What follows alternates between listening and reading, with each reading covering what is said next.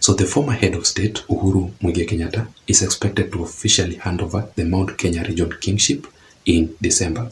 That is according to the statement that was made yesterday by the former Mungiki leader, Maina Njenga himself. So let me read for you this particular statement here, very briefly, of what Maina Njenga had to say. Let me just show you on the screen. He says that a major event to unveil the new Mount Kenya kingpin will be held on December 31st, 2023. Speaking exclusively to the Star newspaper interview, Maina Njenga disclosed that the event will be a mega one for the Mount Kenya region and would herald a new political beginning. He proceeds to say that the media should from now henceforth stop calling me ex-Mungiki leader. I will soon launch my party at Kasarani. Now, I want to disagree with Maina Njenga's allegations. First of all, I don't think the President William Ruto, Rigathi Gachagua, and the CS for Interior, Kithure Kindiki himself, will allow Maina Njenga to conduct his event at Kasarani, simply because of three major reasons. First of all, it is because of Maina Njenga's profile. First of all, I want you to realize that Maina Njenga is the ex-Mungiki leader. Being a former Mungiki leader does not mean that you are fully reformed. So it can simply be a threat to the country's security. And secondly, I don't think that Maina Njenga will be allowed to conduct his political event in Kasarani simply because of his political mission. What do you think is the real mission of Maina Njenga unveiling a new political party? It is simply because he wants to split the Mount Kenya region. If the Mount Kenya region unity will be splitted, Raila Odinga will be very, very happy. And thirdly, for political reasons, I don't think if Maina Njenga would be allowed to conduct his political event at Kasarani, and especially on matters to do with the Mount Kenya region kingpin. I don't think if Rigathi Gachagua can allow that to happen. And secondly, I want to disagree with Maina Njenga's allegations on what he wants us to believe, that Uhuru Kenyatta will conduct a mega political rally to unveil the new Mount Kenya region kingpin. The kingpin of any particular region here in Kenya are not unveiled. They are crowned by the elders themselves. And also, I want you to realize that Uhuru Kenyatta, President William Ruto, and Raila Odinga are the kingpin in their regions. And I never saw any of them conducting a mega political rally to be unveiled as the kingpin of those regions. Like, for example, Raila Odinga is the kingpin of the Luo Nyanza region.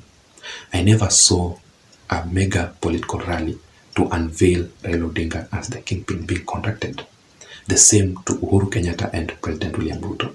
But let us wait and see how things will turn out to be very soon, because I'm told that Uhuru Kenyatta is also expected to conduct various rallies in the larger Mount Kenya region just to thank the residents of the Mount Kenya region for voting for him thrice, in 2013 and in 2017-2018 twice.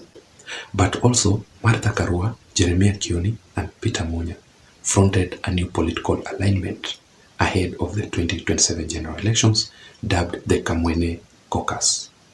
So let me read for you this particular statement. Martha Karua said this: "We have to solidify our voices so that the voice of Kamwene becomes the voice of Mount Kenya region.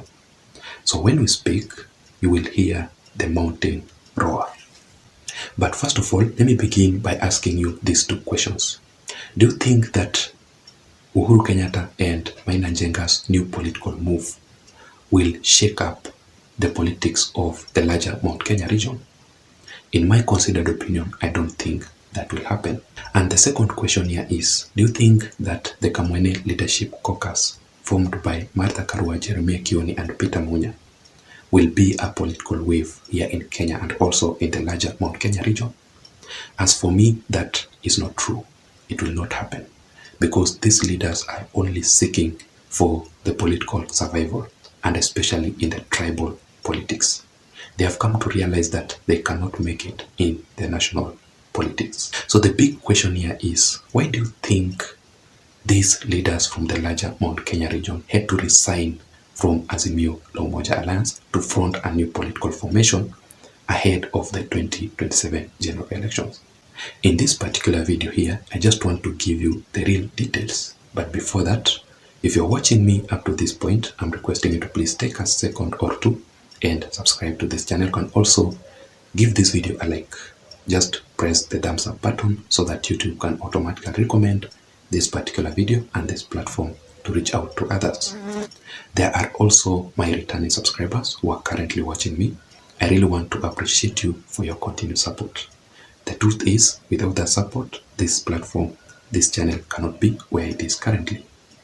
You can also automatically receive the notifications updates from YouTube itself immediately I post a video here on this channel by pressing the notification bell. Having said that, now let us go straight into the details without wasting much time. The real details that I want to share with you are as follows. First of all, I strongly believe that these leaders quitting the Azimio La Umoja Alliance will be a disadvantage to Raila Odinga, in that the Azimio La Umoja Alliance will be completely diminished. And secondly, it is very hard to sell Raila Odinga in the larger Mount Kenya region.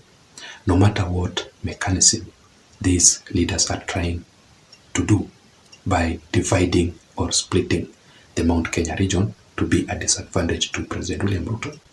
So those who are in a move or in a mission to pave way for Raila Odinga's politics ahead of the 2027 general elections by splitting the Mount Kenya region unity, it will backfire.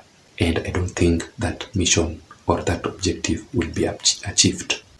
And secondly, I strongly believe that these leaders are quitting the Azimio La Umoja Alliance to front a new political formation just to frustrate the Deputy President Rigathi Gachagua, and especially on matters to do with the Mount Kenya region kingpin, just like what I had said it earlier on.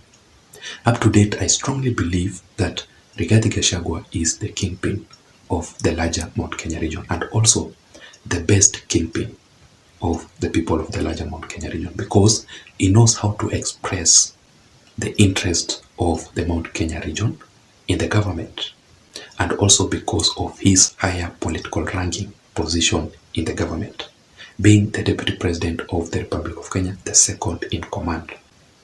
And thirdly, and also finally, I strongly believe that these leaders are just quitting Azimio to front a new political formation to frustrate President William Ruto in the larger Mount Kenya region.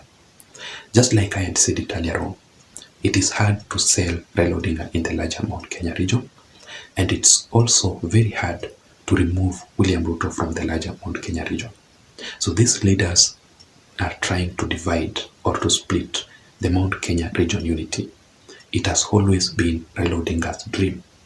If the Mount Kenya region will be splitted, Raila Odinga strongly believes that it will pave way for his politics in the 2027 general elections.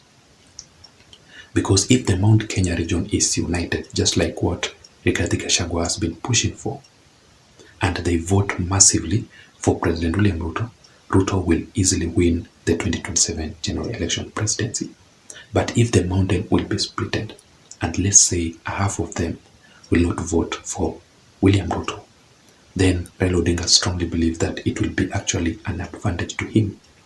And I also strongly believe that there is a high chance of Raila Odinga to front a new leader or a presidential candidate in the larger Mount Kenya region ahead of the 2027 general elections, so that the people of the larger Mount Kenya region will actually vote for their person and not William Ruto.